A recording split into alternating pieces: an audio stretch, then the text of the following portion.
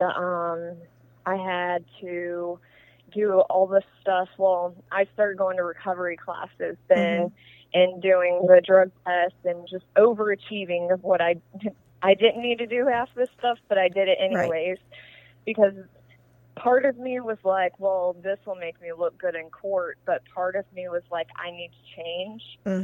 So, luckily I did that because the recovery place I went to, every single counselor in there were recovering addicts.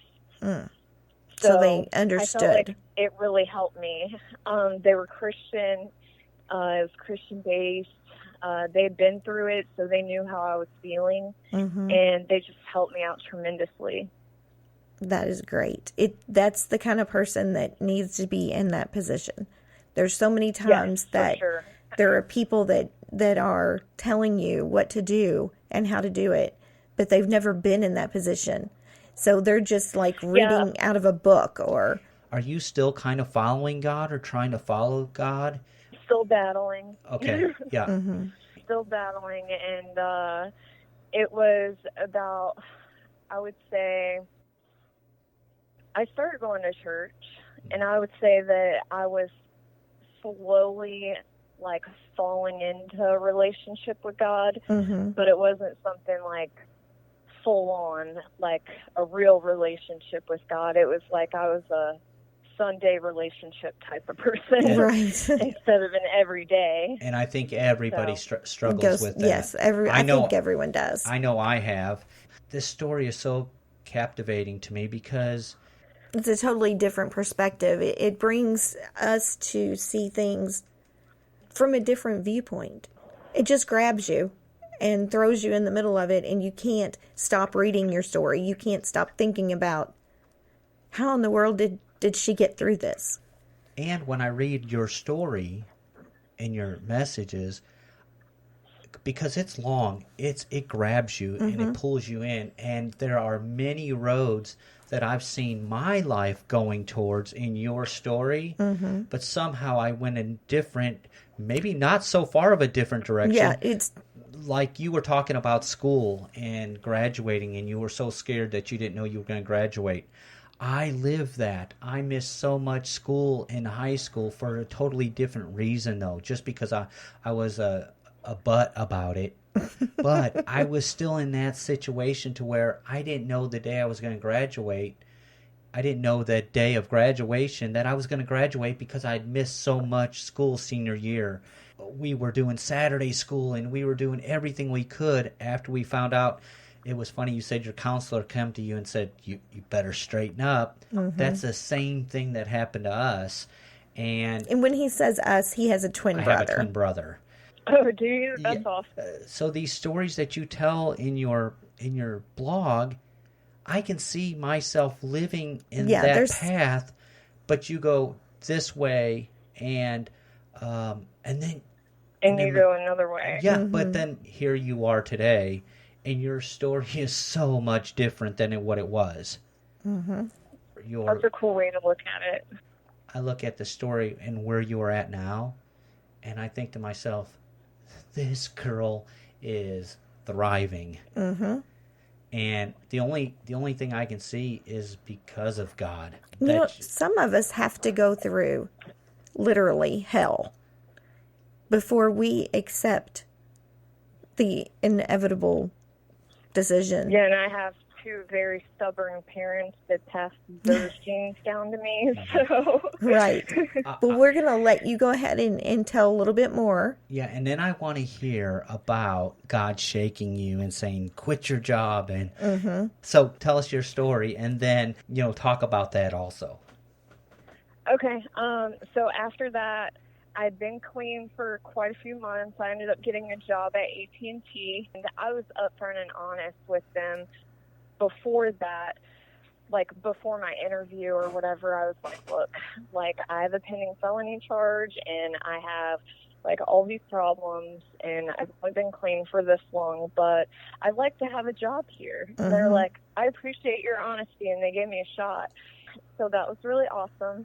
And during this time, I was frequenting Tinder, And that's how I met my husband. Oh, that's awesome. That's how I met Bobby, is through AT&T. Really? Yeah, I was a customer service rep at AT&T, and he called in. You were telling me that. You're working at AT&T now, and you met your husband. My husband Yep. from the dating app Tinder. Mm-hmm.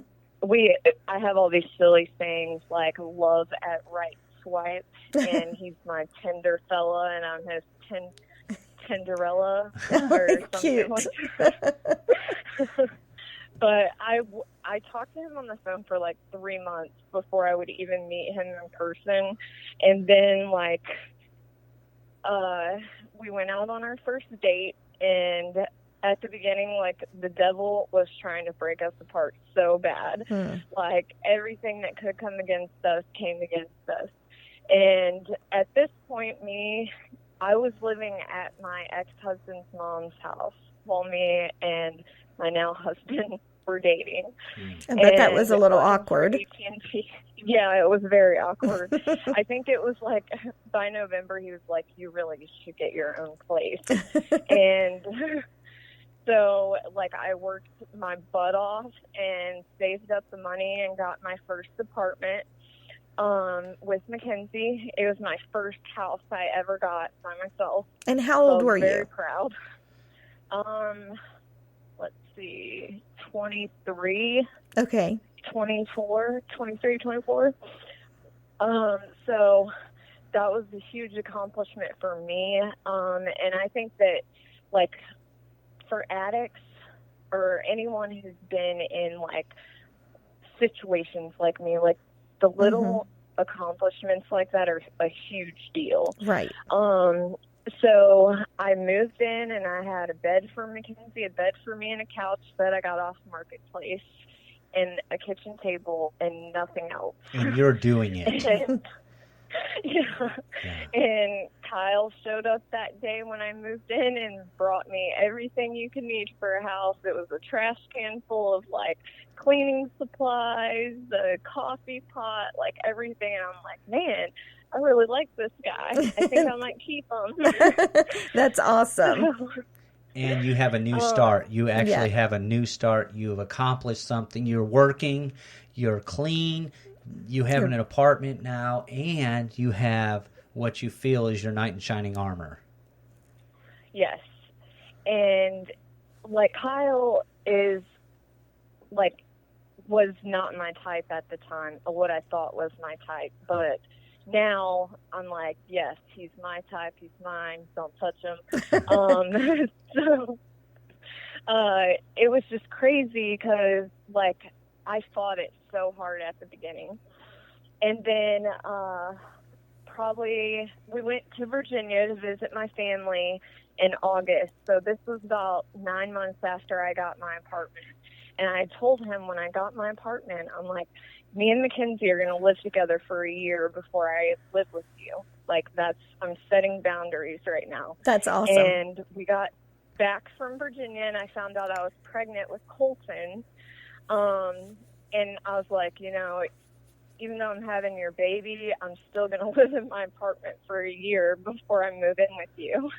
And that's good. So, you stood your ground and made you, so stayed accountable. I lived in my apartment until I was about 6 months pregnant, and then I moved in with Kyle out in Rogersville.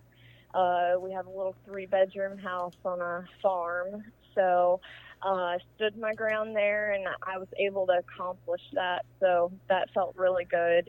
And I had gone to church periodically throughout this time, but, you know, like, sometimes you go into churches and you just feel like, I don't know, like you don't fit in. Yes. Like, it's just a weird atmosphere. Right. And that's how I felt at all the churches that I went to. And we have some friends that live down the road from us, Dave and Dion, and they're really great people, and they started going to the church we go to now. And we have Christmas with them every year, and they had invited us to church. Well, we went, and then we wouldn't go for a few weeks. and then we'd go. Right. So we wouldn't go for a few weeks. And I guess, like, you know how husbands and wives always, like, blame each other for stuff? Oh, yeah. They're like, they don't want to take the blame for it, so they're like, well, it's her fault. Yeah. They asked why we hadn't been going to church, and Kyle's like, well, that's because Thera won't get out of bed in the morning. I'm like, way to go. Yeah, throw you right under the bus. They had, like, cornered him in a camper and was like, you're going to go to this freedom class with us. And they came over for our annual Christmas thing, and I guess they had already cornered him. And so they cornered me in my living room and was like, y'all need to come to church with us, and y'all need to go through this freedom group. And I was like, I feel like I'm being attacked right now. But all they were doing was, yeah, they were attacking you with love. Yes. So we started going to church regularly then, and we started the freedom group, and that is when my whole life changed. My whole life changed at that moment.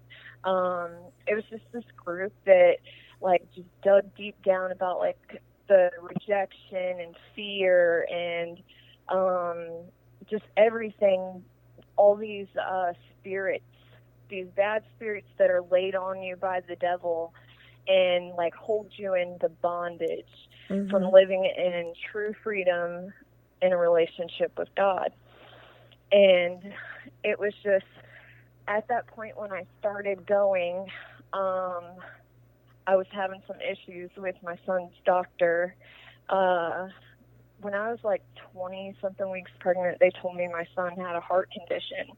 Oh. And that they thought he was going to have Down syndrome and all kinds of crazy stuff.